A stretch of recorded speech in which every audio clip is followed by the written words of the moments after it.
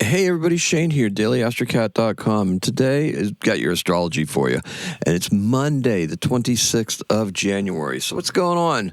Well, we know what two teams are going to the Super Bowl. That's for one, right?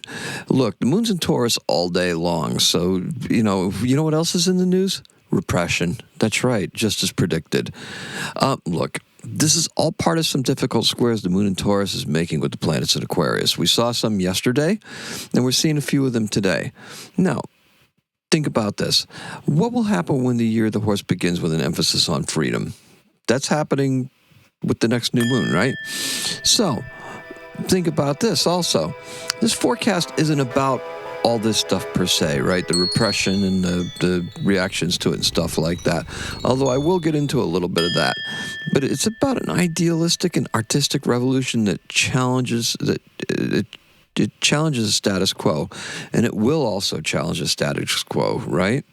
Because the last time this happened, look, there was an increased awareness of human rights, and it effectively ended colonialism in the grand scope of things. Back in 1860, the last time Neptune was in Uranus, the revolutions of the 1700s were tested. Those occurred when Pluto was in Aquarius, right?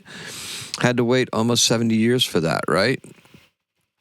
For that to be tested through the American Civil War and the second, third, fourth, whatever republics the French were under, right? So, not that we really want to go through history and have this be a history lesson, although that's kind of fun. I do like that. That's why I have my event and my birthday, right? However, look, the republics that resulted from that period wavered and were threatened from within. The ideal image from that time was put forth, that was put forth on full display, was shown to be flawed, messy, but fundamentally good enough to continue to develop. That speaks to the illusions of Neptune, right? And how can that veil can sometimes be peeled away, and we can see what actually lies underneath and what we're beguiled by a lack of a better word, right? For the lack of a better word. Now, look, this is Pluto in Aquarius and Neptune in Aries, and that's where we're at right now. So we're not waiting 70 years for that to show up and test those ideas. We're testing these ideas in real time. Now, whether they're grounded in reality or not, that's not for us to decide, right? What we do want to decide, though, and what we want to do is denizens of this planet and people, are that we just make sure that revolution that begins starting with the arts. And for that, we're going to need to take some bold action, and today's keyword is bold. Now, the color is brown leaves under the snow. So this Aquarius season is beginning to make us feel a bit off kilter, okay?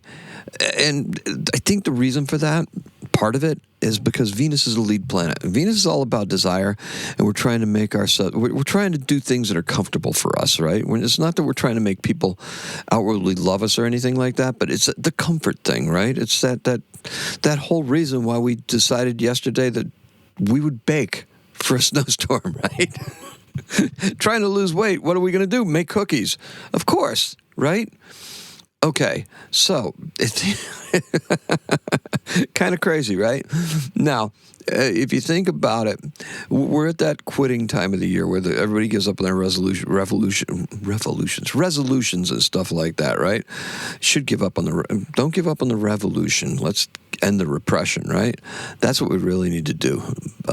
Because, look, if you're being repressed, look, it's hard to express your freedom, your desire for freedom uniquely in Aquarian style, right? If you're being repressed. It's also hard if you're making cookies, right? Yeah, it sure is. This poses a conundrum that will be best expressed directly to the people through the arts, okay? We need to do it through the arts. Let's do it.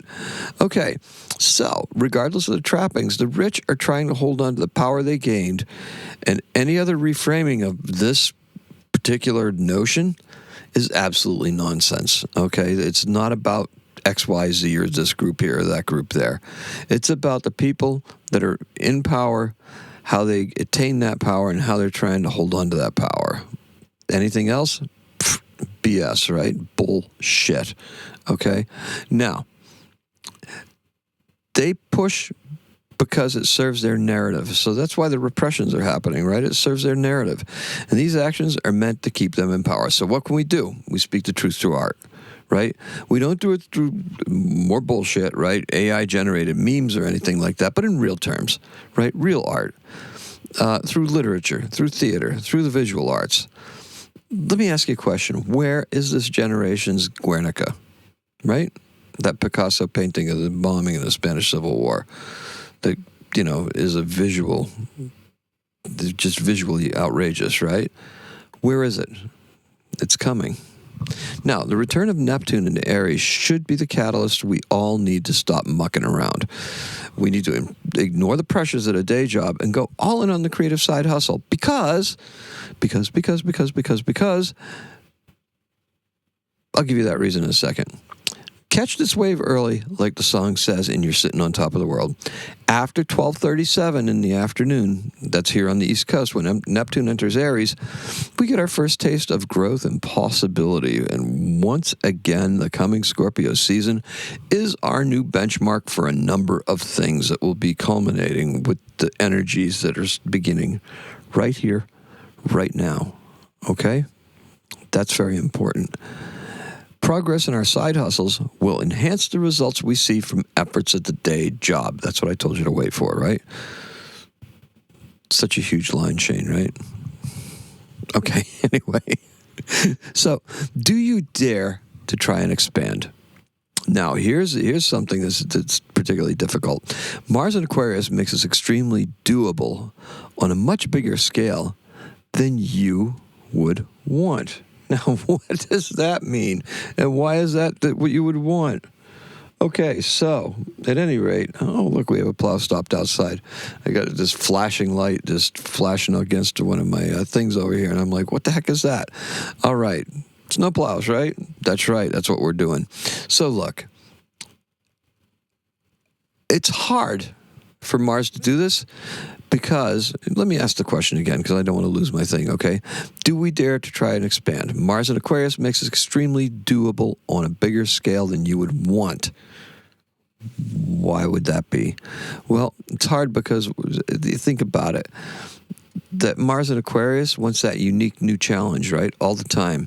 So there's a fear of if you change it, what's going to happen? What's left to change?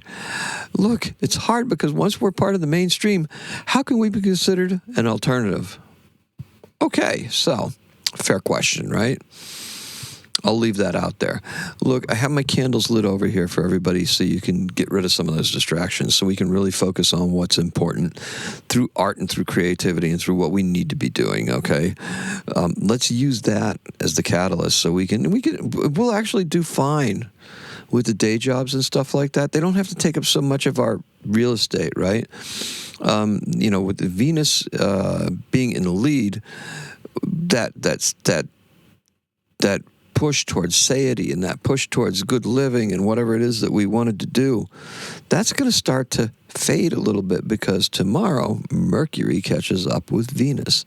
And then we'll be living in our thoughts and living in our communication and our senses, right? It's not so much from an emotional or what can I bring to me standpoint. It's like, what can I logically do and accomplish, okay? And that's going to be very important for the next couple of weeks because that shifts everything. And now we get to embrace this Aquarius season from an intellectual standpoint as opposed to let's make cookies for a snowstorm. All right, so anyway, I digress. In 1988, Andrew Lloyd Webber and Charles Hart's musical The Phantom of the Opera, directed by Hal Prince and starring Michael Crawford and Sarah Brightman, opens at the Majestic Theater in New York City. And it ran for 13,981 performances. It won 7 Tony Awards, and it became one of Broadway's longest-running shows. And our birth is Sean McBride. Now, this is not a household word. Sean McBride, born in 1904 and died in 1988. He was the chief of staff of the Irish Republican Army. Okay. And he's also the founder of Amnesty International. He won a Nobel Prize in 1974. He's born in Dublin, Ireland, and that's all I have for you. Thank you so much for listening. Thank you for coming by. I appreciate and love every single one of you. The color is brown leaves under the snow, and today's keyword is bold, because we're taking bold action. I lit bold candles for you, okay? We're ending this cycle of whatever it is we've been distracting ourselves with, so we can focus on what we need to create with this fantastic opportunity of the next 14 years with Neptune in Aries. And that is all I have for you. Today is a 5. Happy astrocatting.